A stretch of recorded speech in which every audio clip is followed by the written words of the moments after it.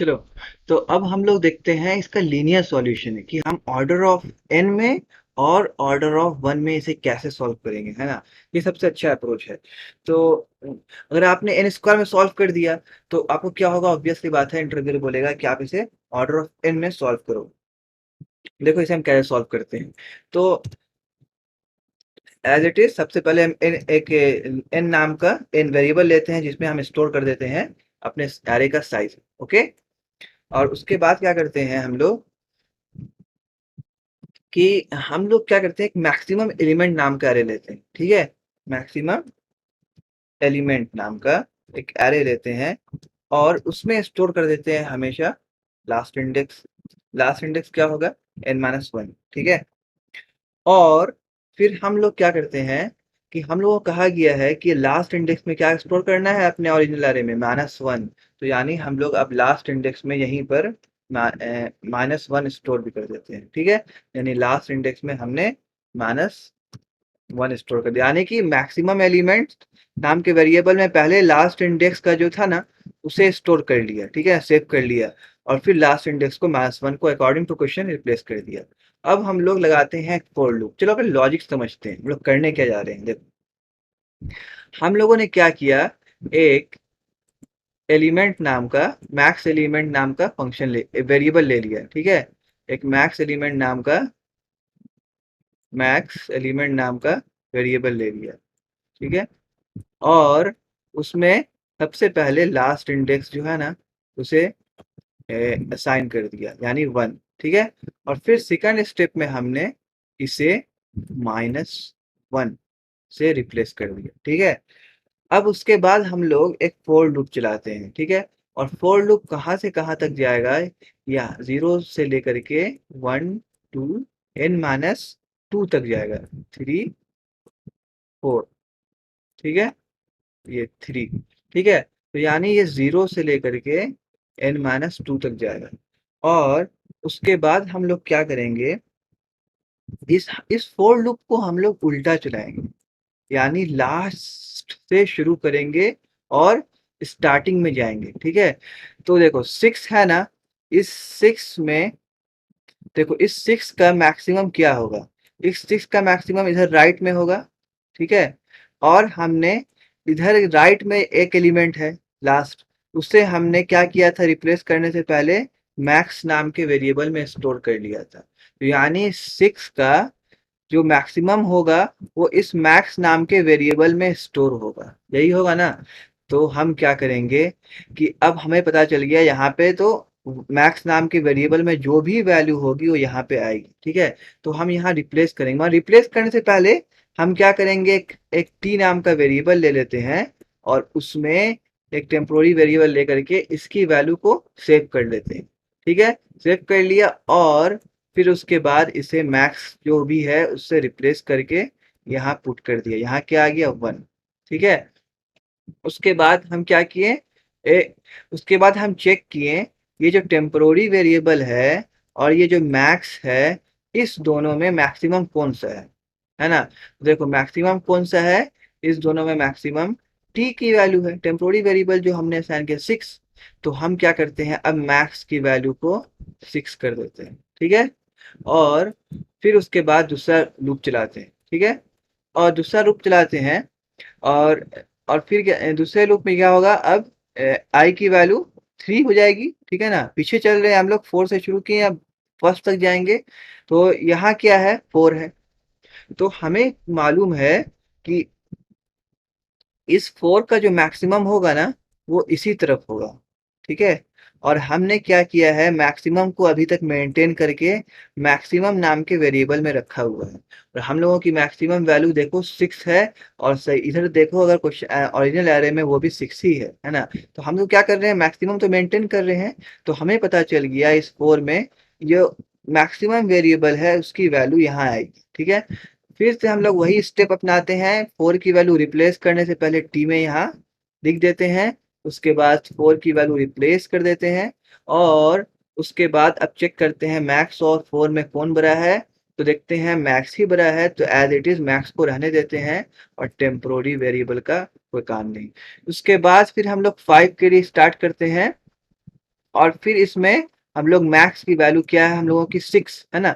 हमने यहाँ तक मैक्स की वैल्यू को मेंटेन करके रखा है कि जो मैक्सिमम है उसे एक वेरिएबल में रखे जा रहे हैं हम लोग। तो देख रहे हैं यहाँ हम लोगों की मैक्सिमम वैल्यू 6 है।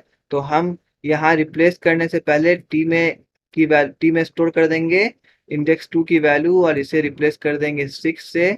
और उसके बाद दोनों को कंपेयर करेंगे मैक्स और टी को, देखेंगे अभी भी टी मैक्सिमम ही ज्यादा है, तो ये मैक्स की वैल्यू को एज इट इज रहने देंगे। ठीक है ना।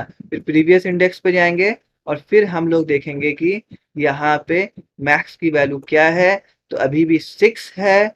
और हम लोग अब सेम टू सेम स्टेप 18 की वैल्यू को रिप्लेस करने से पहले टी की वैल्यू को 18 बनाएंगे और कंपेयर करेंगे 6 और 18 में कौन बड़ा है। यार अब तो 18 बड़ा है, तो 6 को रिप्लेस करके 18 कर देंगे अपनी मैक्सिमम वैल्यू। यानी मैक्सिमम वैल्यू में हम एक तरह से सेव कर रहे हैं, हम सेव कर रहे हैं कि अभी तक जितना एलिमेंट देखा है उसमें मैक्सिमम वैल्यू कौन है ना।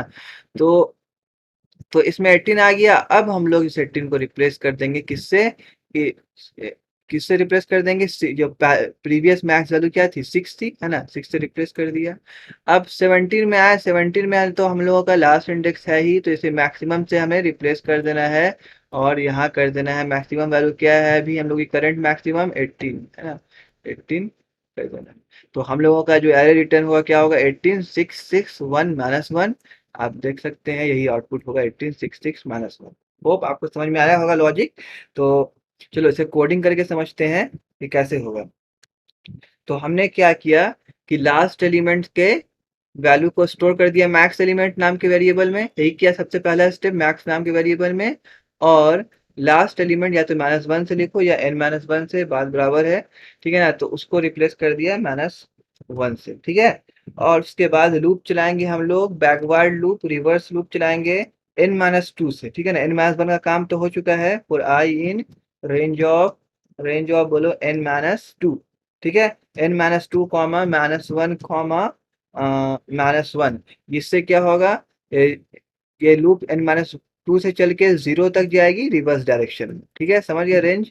और उसके बाद क्या करेंगे, सबसे पहले एक टेम्पोररी वेरिएबल में हम लोग जो करंट इंडेक्स है, टेम्पोररी वेरिएबल में जो करंट इंडेक्स की वैल्यू है जैसे 6 थी उसे स्टोर कर लेते हैं। ठीक है ना। तो यहाँ पे स्टोर कर लेंगे अपने करंट इंडेक्स की वैल्यू, यानी जो एरे में करंट इंडेक्स है उसकी वैल्यू टेम्पोररी वेरिएबल में स्टोर कर लिया।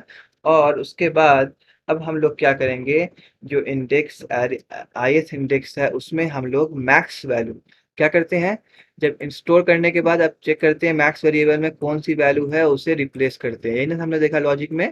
ठीक है ना। तो थोड़ा ट्रिकी लॉजिक है, अगर समझ में नहीं आ रहा तो वीडियो को रिविंड करो। ठीक है ना, देखो समझ में आ जाएगा। तो उसे हम लोग क्या करते हैं, उसमें मैक्सिमम मैक्सिमम एलिमेंट, तो ये मैक्सिमम एलिमेंट कॉपी किया, वेरिएबल का नाम ये रहा, मैक्सिमम एलिमेंट को स्टोर कर देंगे। ठीक है। अब उसके बाद हम लोगों ने क्या किया था लास्ट स्टेप में, हमने कंपेयर किया जो हम लोगों का करंट मैक्सिमम है, करंट मैक्सिमम क्या छोटा है जो हम लोगों की टेम्पोररी वेरिएबल जो इस इंडेक्स की वैल्यू को जो हमने टेम्प में सेव किया था, क्या उससे करंट मैक्सिमम छोटा है।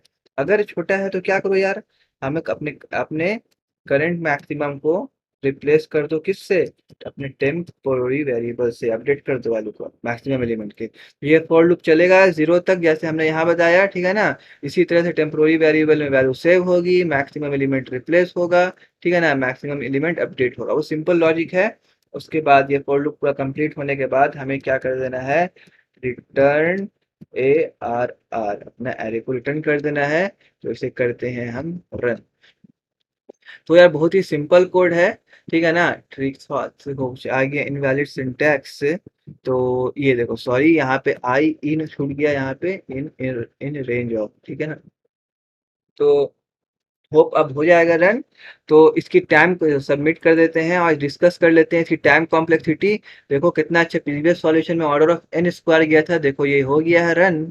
और देखो इसका टाइम कॉम्प्लेक्सिटी प्रीवियस सॉल्यूशन में कितना था, प्रीवियस सॉल्यूशन में इसका टाइम कॉम्प्लेक्सिटी था ऑर्डर ऑफ n स्क्वायर, पर यहाँ देखो क्या है, यहाँ ऑर्डर ऑफ n ही है। हम लोग एक ही टाइम लूप चला रहे हैं और कहीं भी हम लोगों का कोई भी लूप या कोई ऐसा फंक्शन नहीं है जो ऑर्डर ऑफ n इसके अंदर ले रहा हो, नहीं ना है। हम लोग सिर्फ असाइन कर रहे हैं वैल्यू, देखो सिर्फ असाइन कर रहे हैं, कंडीशन चेकिंग है, कोई भी लूप नहीं है। तो ऑर्डर ऑफ एन इसकी टाइम कॉम्प्लेक्सिटी, स्पेस कॉम्प्लेक्सिटी भी देखो कांस्टेंट है, हम लोग कोई नया एरे नहीं ले रहे हैं, ठीक है ना। हम लोग सिर्फ वेरिएबल डिक्लेयर कर रहे हैं, देखो ये वेरिएबल है जिसमें एक एलिमेंट है, ये एक वेरिएबल है, इसी तरह से ये एक असाइनमेंट है, ठीक है ना। इसी तरह से एन वेरिएबल, तो कांस्टेंट स्पेस ऑर्डर ऑफ 1 हो गया। तो होप यार पसंद आया होगा आपको ये सॉल्यूशन, तो वीडियो लाइक कर दो, चैनल सब्सक्राइब कर दो, शेयर करो अपने दोस्तों में। बाय।